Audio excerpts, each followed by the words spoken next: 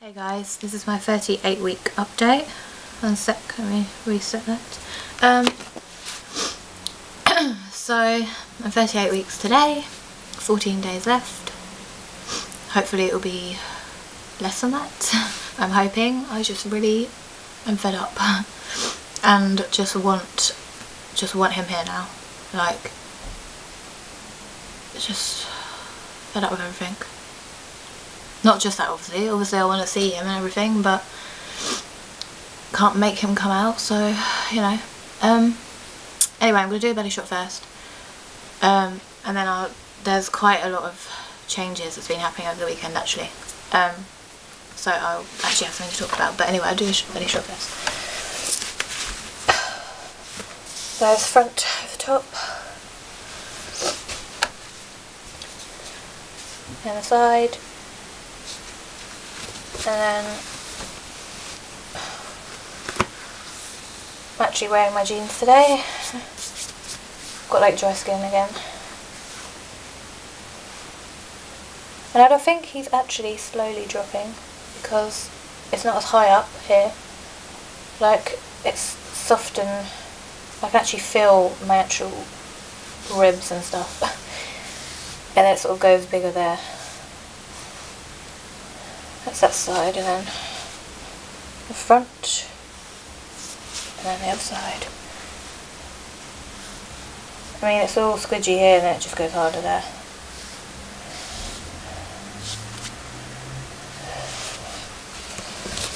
So that's that. Let me just pull that down. So I think he's slowly dropping. Because I have noticed the difference in my belly. It was a lot higher up. And when I sit down, it's not like not right up here either. It's still there, but it's not as, I don't know, it's not as high up. It's not like a dramatic change or anything. So yeah. Okay, so symptoms and stuff will all be what I'm going to talk about now. So Saturday, is when everything started to change, pretty much. Everything was up like normal until Saturday. I started having these really bad pains on the train into Brighton. I think it was like 10:30, 11, maybe 11, between 10:30 and 11, I can't remember, in the morning. We'd already been to town that morning anyway. I didn't have any pains until we got on the train. And they were like really bad period pains. Worse than period pains, but not a lot worse. I don't know. And they actually were painful. They weren't just uncomfortable, they were actually painful. And I had loads of pressure down there. Like a lot of pressure every time I had these period pains. It was just constant pressure. And I had that pain and pressure for about 3-4 hours. Okay, I'll say 3. Yeah, about 3 hours, I think, roughly. I had these pains. I texted my mum to say, oh, do you reckon that's Braxton Hicks? And she was just like, well, sounds like it. If they get close together or change, then obviously, then it's not. But they didn't. They were just the same. But I did have them for about 3 hours. Walking didn't do anything. Eating didn't do anything. Which made me think, well, with real contractions, that's meant to stop. I mean, not stop the pain, whereas with Braxton Hicks it's meant to help it, but it didn't help. So I don't know whether they were just stronger or I don't know, but nothing helped. They eventually just went. They just disappeared. I can't remember when they did that. It was when we were leaving the restaurant, actually, after food. But I had finished eating a while before that, I don't know. But anyway, they just went. I did have this weird thing, I'm not going to go into detail. I don't know if it's part of my waters going, or because my waters actually haven't broken.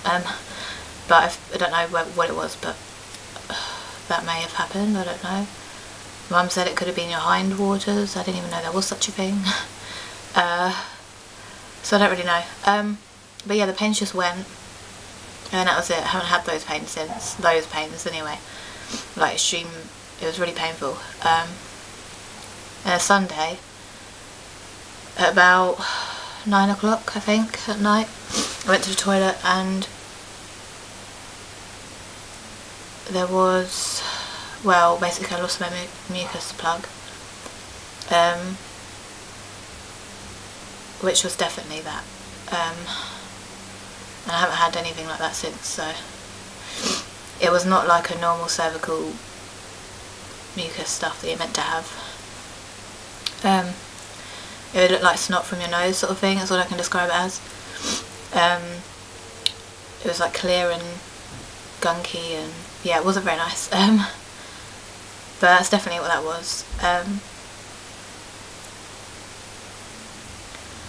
So I told my mum, and then she was just like, obviously means things are like progressing,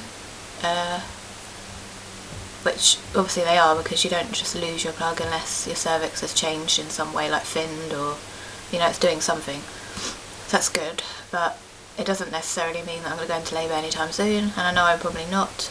I just have a feeling I'm going to go over and be overdue, because that can happen.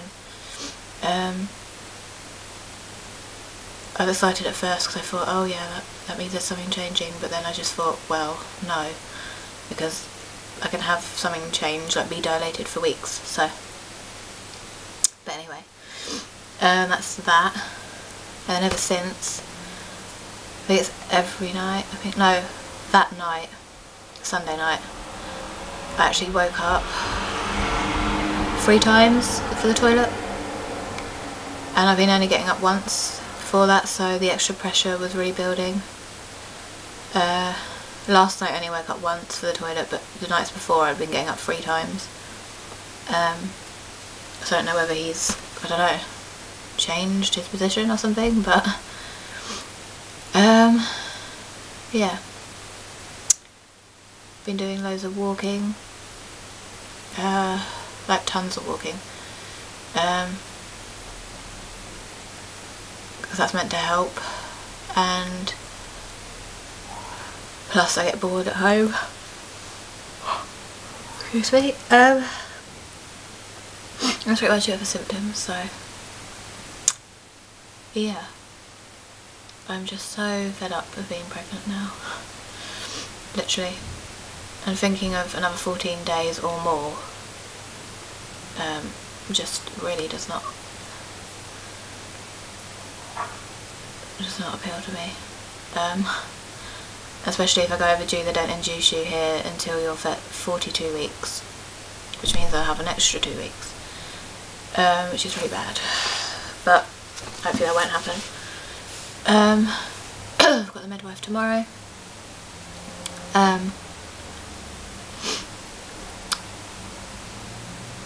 She hopefully will tell me something's changed. If not, I'm going to be really annoyed.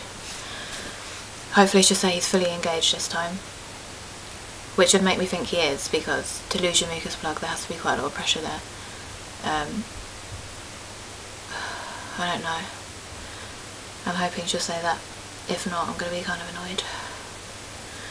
But then he can be fully engaged for weeks as well and not come, so I suppose it doesn't really make a difference, but I just really would like that to happen. I'm going to do an update after my appointment, either tomorrow or Friday, just because tomorrow I might not have time. Friday I will, before I go to Jake's, because I'm actually going to his. I think it's in the evening.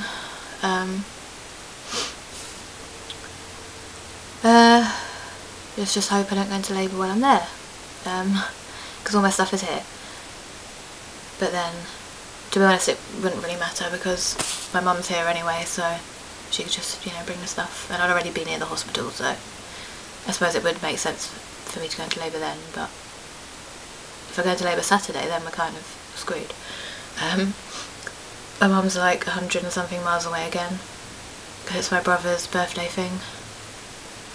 It's going to some skate park, which is like in Kent, which is like 2 hours away from where we are. Obviously I'm not going, but if I do go into labour, she's going to have to drive like a maniac to get her back here. Especially her labours are really fast. Like with me, her first child, she was only in labour for 5 hours, and that's her first child, so if I take after her, kind of in trouble, but I don't know, I just really hope he hurries up and comes out. That's pretty much it, I think, for an update. So yeah, like I said, I will be doing another video either tomorrow or Friday about the midwife appointment, and yeah, that's it.